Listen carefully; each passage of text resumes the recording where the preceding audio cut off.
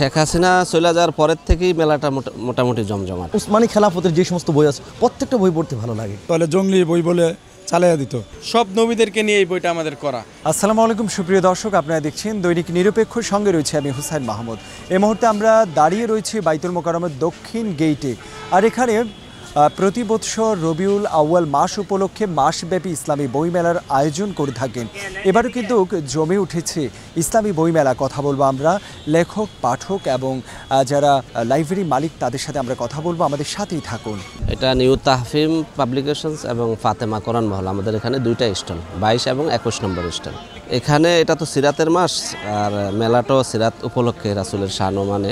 শেখ হাসিনা চলে যাওয়ার পরের থেকেই মেলাটা মোটামুটি জমজমাট। আপনার গত যে শেখ হাসিনা 1 বছর হয়ে গেল, এর মধ্যে প্রথম যেই মেলাটা ছিল এটাও আলহামদুলিল্লাহ অনেক জমজমাট ছিল। উসমানী খেলাফতের যে সমস্ত বই আছে প্রত্যেকটা বই পড়তে ভালো লাগে। স্বৈরাচারের সময় যে সমস্ত বই নিষিদ্ধ ছিল, আলহামদুলিল্লাহ আমরা যারা পাঠক আছি আমরা অনেক কৃতজ্ঞতা, আল্লাহ তাআলা শুকর আদায় করি। আমরা সেই সমস্ত বইগুলো পাচ্ছি এবং আমরা মন ভরে সেগুলো তৃপ্তি পাচ্ছি, পড়তে পারতেছি, মনের এবং কি আত্মার খোরাক আমরা অর্জন করতে পারছি।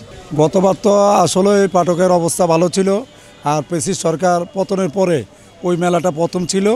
যারা উন্মুক্তভাবে বই কিনতে পেরেছে, 15-16 বছর তা অনেকেই আছে যে বই কিনতে পারে না, বিশেষ করে ইয়াং জেনারেশন। যে যদিও ইসলামিক বই এটা কেনার পরে যদি পাইতো তাহলে জঙ্গলি বই বলে চালিয়ে দিত। বাংলা একাডেমি যেরকম তারা অর্ধ কোটি টাকার উপরে বাজেট থাকে, এইখানে যদি ন্যূনতম 2-4-5 লাখ টাকাও বাজেট থাকতো, যে এই ইসলামিক বইমেলাটা একটা জাতীয় বইমেলা রূপ দেওয়ার জন্য, যেহেতু আমাদের উপদেষ্টা ওনারও কিছু লেখা বই আছে।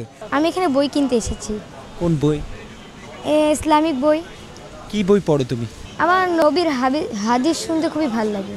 যারা ইসলামী শরিয়া এবং মুমিন মুত্তাকি আলেম উলামা তলাবা যদি জানতে পারে, এরকম ভিড় আরও বেশি বেশি হবে আশা করা যায়। তাফসিরের বই, তারপরে হচ্ছে আপনার রাসূল সাল্লাল্লাহু আলাইহি ওয়াসাল্লামের জীবনের উপরে, সাহাবীদের জীবনের উপরে বইটি, এইগুলোই সাধারণত পড়তে ভালো লাগে।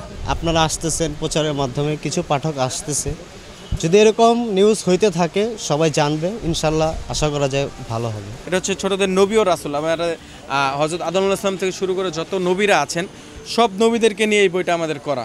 এটাও খুব ভালো, আলহামদুলিল্লাহ সারা পাচ্ছি। এটা বাচ্চাদের জন্য বিশেষ করে খুব ভালো হবে।